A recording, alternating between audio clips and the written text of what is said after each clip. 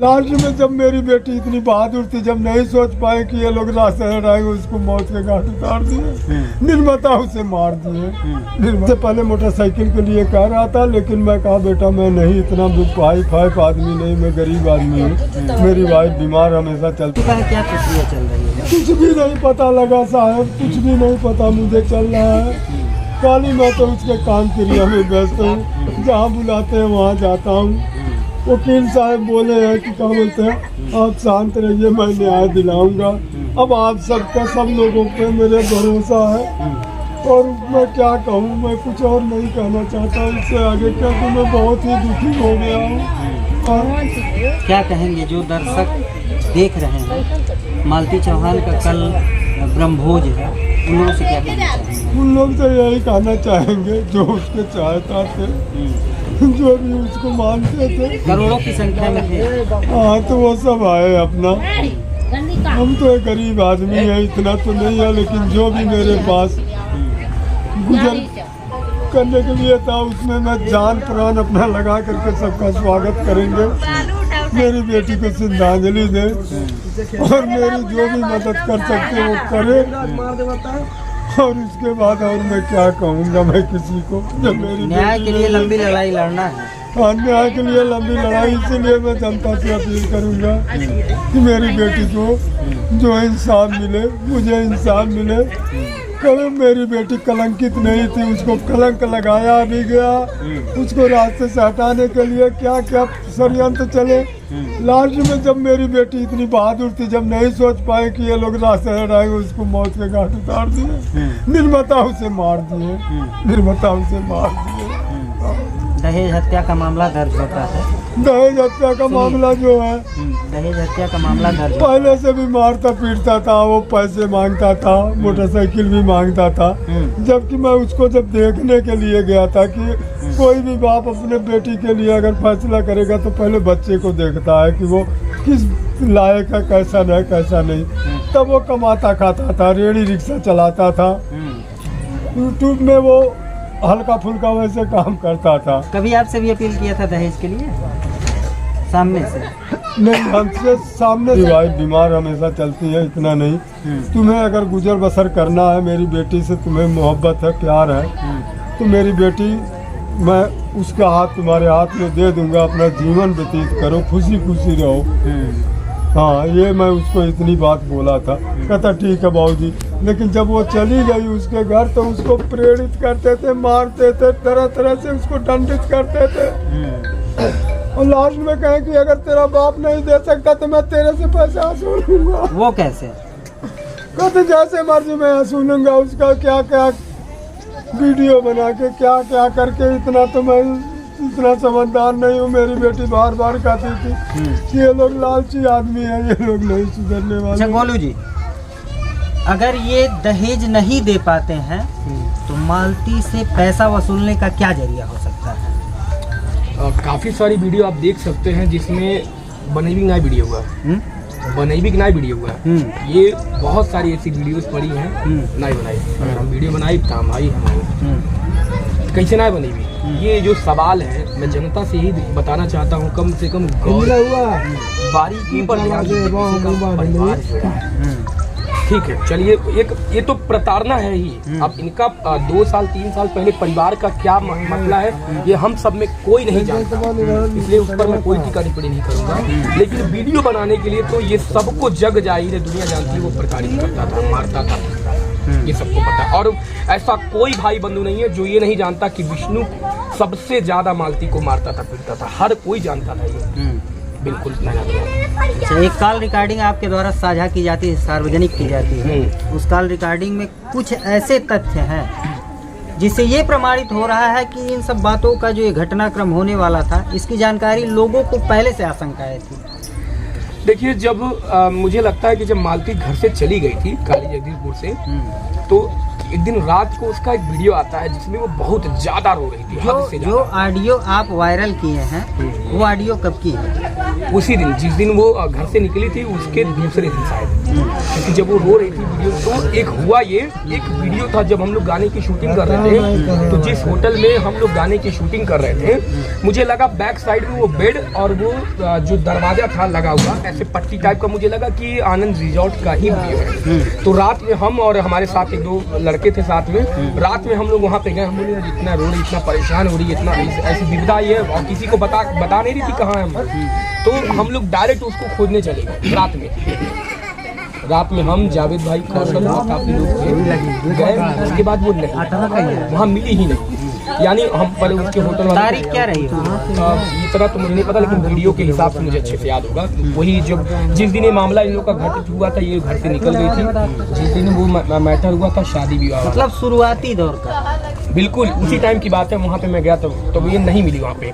फिर अगले दिन मैंने निरहू को फ़ोन किया था, अगले दिन ही मैंने रात को फ़ोन किया इसको, पूछा बाबू बात तो हुआ था तुम्हारा, कहे न रोज सिंह का परेशानी बा, तो कहा था वो हमसे बोला भैया हमकी नहीं पता बा, हमें ना पता बा, बस एक बात ये बोला। अच्छा, ये ऑडियो जब आपके पास आता है तो उसके बाद ये जो भी घटनाक्रम हो, चाहे शादी विवाह ड्रामा जो भी हो, सब हुआ, विष्णु से आपकी डायरेक्टली बात होती थी, तभी इस बात की चर्चा आती है कि क्यों इतना प्रताड़ित करते हो?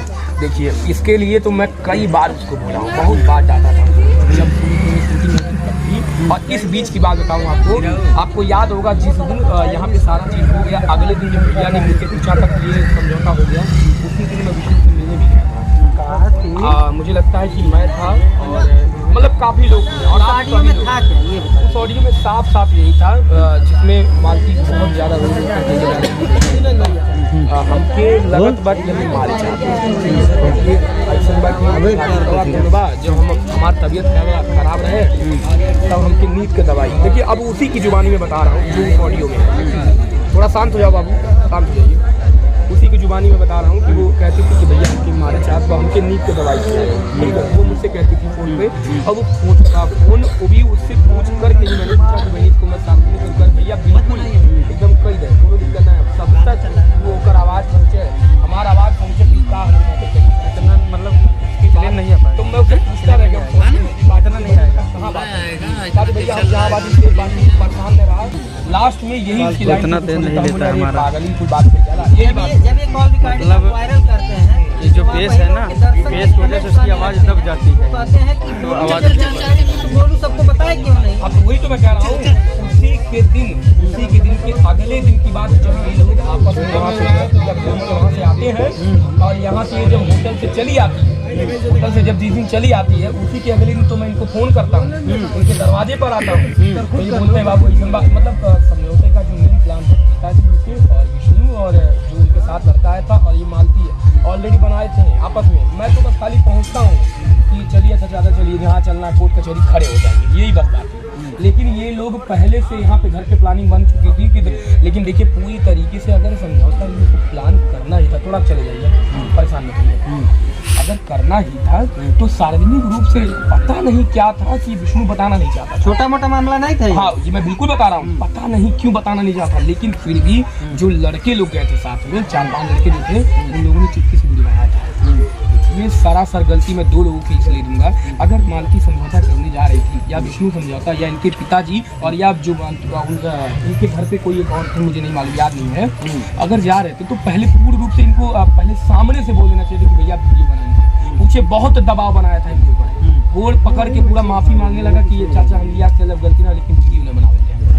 मैं तो बाद में पता चली क्या समझा जाए, इससे क्या समझा? देखिए इससे मुझे लगता है कहीं ना कहीं इसको अभी ने बताया चलिए कि मास्टरमाइंड वाली कहानी। देखिए हम किसी के परिवार में, मुझे लगता है नहीं भैया, हम किसी के परिवार में उतना ही हस्तक्षेप कर सकते हैं जितना हमें लोग अपना माने, उससे ज़्यादा।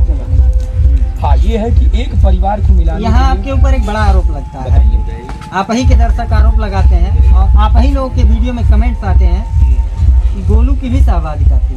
किस चीज़ को लेकर? इस मामले में मैं तो बाद में आया ना, जब ये सारी जब सब कुछ हो गया। ये आप खुद से देखे होंगे, अपने कमेंट्स पढ़ते हैं ना?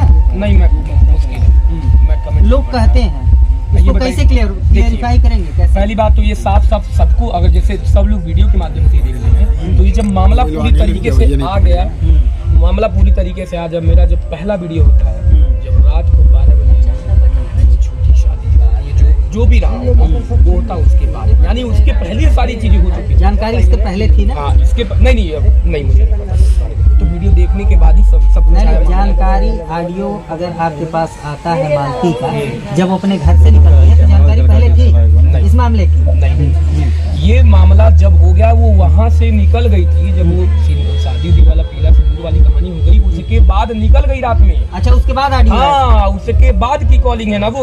उसके पहले पता होता तो फिर तो क्यों ना पहले ही सब कुछ करा दी, खत्म हुआ था कहानी। इन लोग का अपने सुख परिवार में रहते, लेकिन रीजन ये हुआ उसके बाद जब ये पूरी रचना रच दी गई पूरी तरीके से, खेल पूरा खराब हो गया, तब बाद में सबको पता चला। इनके पिताजी आए कब?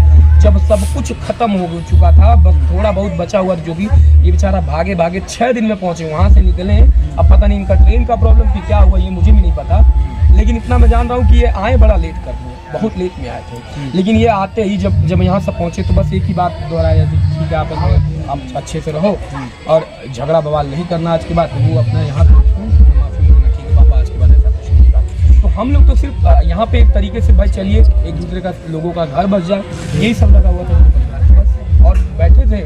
और बात कल मालती का ब्रह्मभोज है जी, जो दर्शक देख रहे हैं तमाम लोग उत्सुक होंगे कि मालती चौहान एक फेमस चेहरा थी, करोड़ों की संख्या में दर्शक थे, क्या अपील करना चाहेंगे लोगों से? एक तरीके से मैं आप सभी से हाथ जोड़कर निवेदन करूंगा कि जितने भी साथी जो भी मालती को प्यार करते थे, मालती को चाहते थे, मालती की देसी, आपको पता ही होगा, मैं आपको एक बहुत बड़ी बात बता देना चाहता हूँ।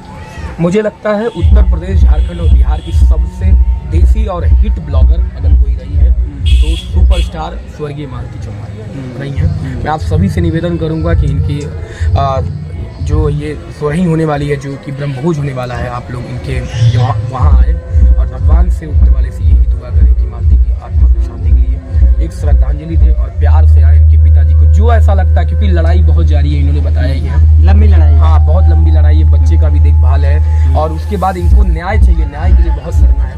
तो आप सभी को जो इच्छा, जो आप लोगों को लगता है कि मालती के परिवार की मदद की जाए, अपना साथ और प्यार आशीर्वाद